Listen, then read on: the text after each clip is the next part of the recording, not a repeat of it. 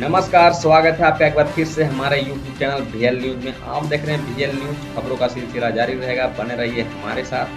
तो चलते हैं खबरों की ओर। एयर इंडिया के ऑफिस में 20 जुलाई से पूरी क्षमता के साथ होगा काम, नहीं पहुंचने पर लगेगा absent. Indian airlines air India ने बुधवार को इस बात की घोषणा की है कि उससे उनके सभी ऑफिस में 20 जुलाई से पूरी क्षमता के साथ काम होगा।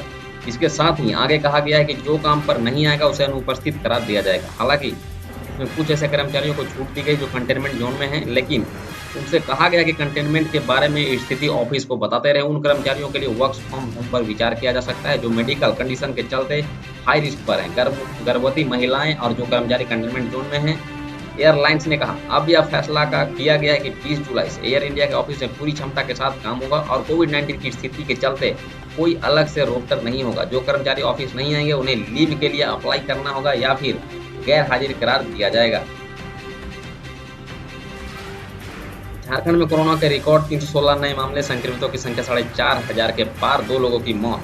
झारखंड में दूसरे दिन में कोरोना ब्लास्ट हुआ है। बुधवार 15 जुलाई 2020 को राज्य में कोरोना वायरस संक्रमण के 316 नए मामले सामने आए हैं।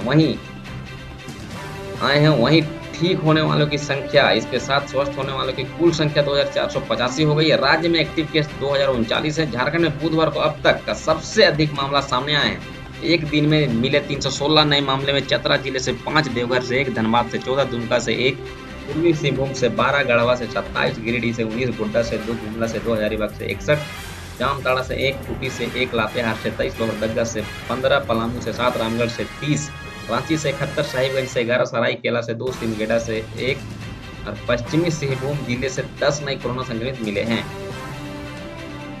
17 सेकंड में बैंक से 10 लाख चुराने वाले 11 साल के बच्चे का सुराग नहीं, 30 घंटे बाद ही पुलिस के हाथ खाली। मध्य प्रदेश की जिला सहकारी बैंक की जावत शाखा से मात्र 17 सेकंड में 11 साल के बच्चे द्वारा 10 लाख रुपए चुराने के मामले में पुलिस 30 घंटे बाद ही खाली हाथ है। बुधवार को पुलिस ने आसपास के गाँवों ने थाना बदोश लोगों के डेरों की सर्चिंग की और ढाबे तलाशे।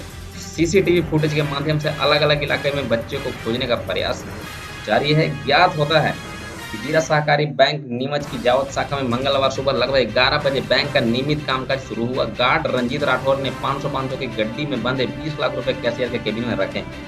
इसी समय कैशियर दानिश खान पेटी लेने तिजोरी की तरफ गए, तभी मौका देखकर करीब 11 साल का बालक कैशियर के केबिन में घुसा और 500 रुपए के नोटों की 2 गड्डियां थैले में डालकर मात्र 17 सेकंड में चंपत हो गया। तिजोरी कच्छ से लौटे कैशियर खान ने रुपए गायब देख तत्काल मैनेजर LN मीना को सूचित किया। मीना खुद थाने पहुंचे और रिपोर्ट दर्ज कराई। सीसीटीवी फुटेज के माध्यम से पता चला कि लगभग 11 वर्षीय बालक ने मात्र 17 सेकंड में इस घटना को अंजाम दे दिया है।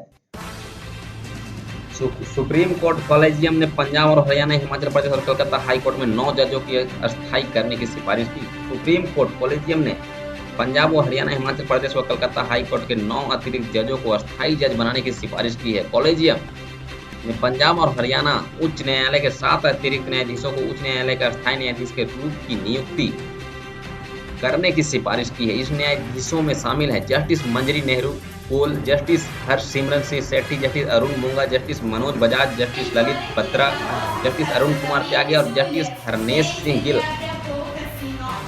कोरोना वैक्सीन पर आज मिल सकती है अच्छी खबर, ट्रायल के नतीजों को लेकर हो सकती है सकारात्मक घोषित।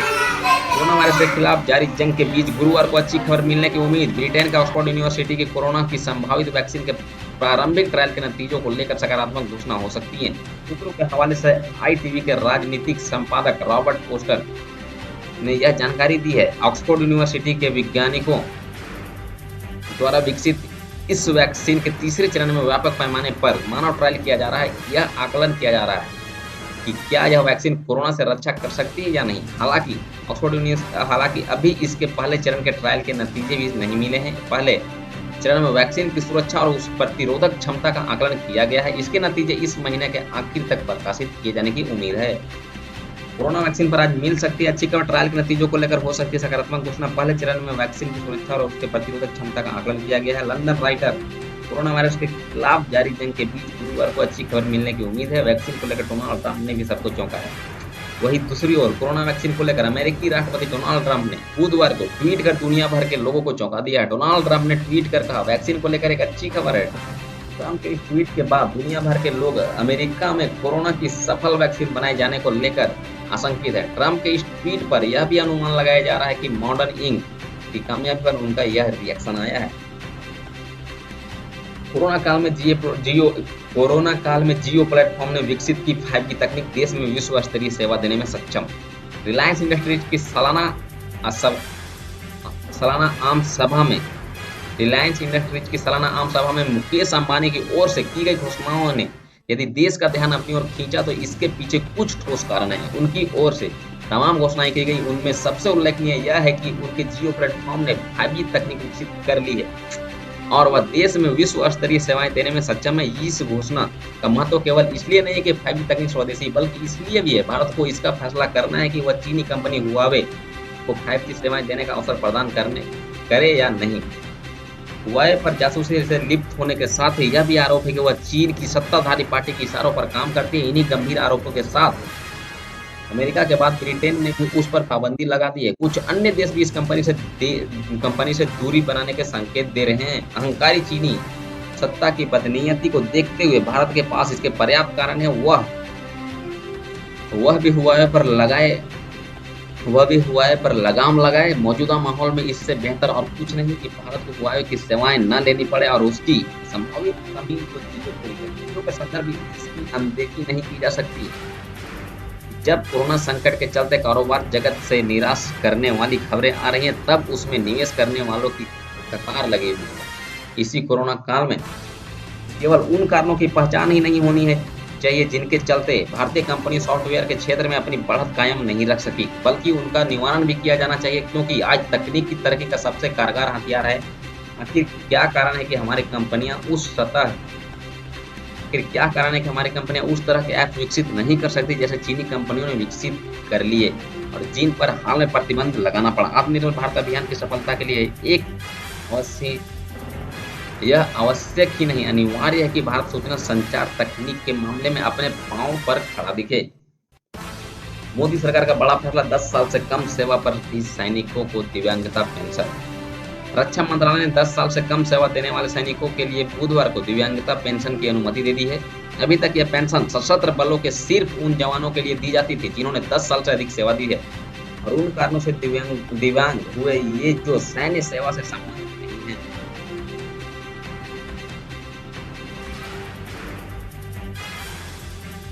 दरअसल अभी तक दिव्यांग होने के समय यदि किसी सैनिक की सेवा 10 साल से कम की होती है तो उसे सिर्फ दिव्यांगता ग्रेच्युटी भुगतान किया जाता है। मंत्रालय ने बुधवार को कहा कि सशस्त्र बलों का कोई भी कर्मी जिसकी सेवा 10 साल से कम है और काम करने से असमर्थ होने के कारण उसे अस्थायी रूप से हटा दिया गया है, वह भी इस फैसले से लाभान्वित होगा। इस आशय के प्रस्ताव को रक्षा मंत्री राजनाथ सिंह ने मंजूरी प्रदान दे दी है। नया नियम 4 जनवरी 2019 से प्रभावित होगा। रक्षा मंत्रालय ने पूर्व सैनिकों को उनके परिवारों को हेल्थ केयर देने के लिए बनी scheme ex serviceman contributory health scheme के तहत पूर्व सैनिकों के 25 साल से अधिक आयु के अविवाहित और दिव्यांग बेटों को लाभार्थी बनाने का फैसला लिया। इस योजना के तहत परिवार के एक कोरोना पीड़ित मरीज को ऑक्सीजन देने का खर्च उठाने का भी ऐलान किया गया है। LAC पर सैनिकों को हटाने के दूसरे चरण पर भारत चीन हुआ राजी। पूर्वी लद्दाख में वास्तविक नियंत्रण रेखा के सभी अग्रिम मोर्चों से सैनिकों को आमने सामने से टकराव से हटाने के बाद भारत और चीन के बीच सहमति बन गई है। दोनों देशों को सैन्य कोर कमांडरों के स्तर पर हुई मैराथन बैठक में बनी इस सहमति के बाद अब LAC पर तनातनी घटने के लिए सैनिकों को पीछे हटाने के दूसरे चरण की प्रक्रिया के जल्द आगे बढ़ने का रास्ता साफ हो गया है।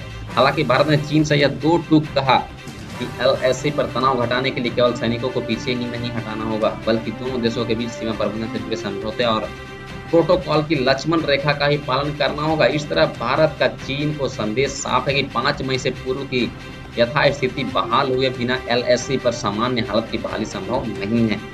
पूर्वी लद्दाख में LAC पर चीनी अतिक्रमण से पैदा हुआ सैन्य तनाव और गतिरोध का समाधान निकलने के लिए मंगलवार को दोनों देशों को कोर कमांडरों की 4थी बैठक में भारत ने LAC की मर्यादा का उल्लंघन अस्वीकार्य होने का चीन को संदेश दिया। भारत की ओर से स्पष्ट कहा गया है कि सीमा पर शांति और स्थायी के लिए आपसी समझौते का पालन अपरिहार्य है। जाहिर तौर पर भारत ने इसकी पूरी जिम्मेदारी चीन के होने की बात भी साफ कर दी है।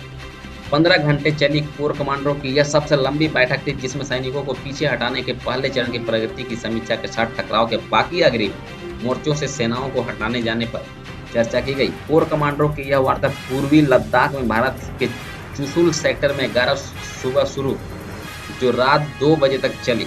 सूत्रों ने बुधवार को बताया कि सभी अग्रिम मोर्चों से सैनिकों को हटाने के लिए दोनों देश सहमत हो गए। हालांकि इस प्रक्रिया को शुरू करने से पहले दोनों सैन्य कमांडरों की ओर से अपने अपने देश के शीर्ष स्तर से मंजूरी मिलने के बाद इस प्रक्रिया को आगे बढ़ाने की बात कही गई। कोर कमांडर स्तर की बैठक में भारत की ओर से सेना की 10वीं कोर के commander lieutenant general Harinder Singh और चीन की ओर से मेजर जनरल लियू लिन ने हिस्सा लिया।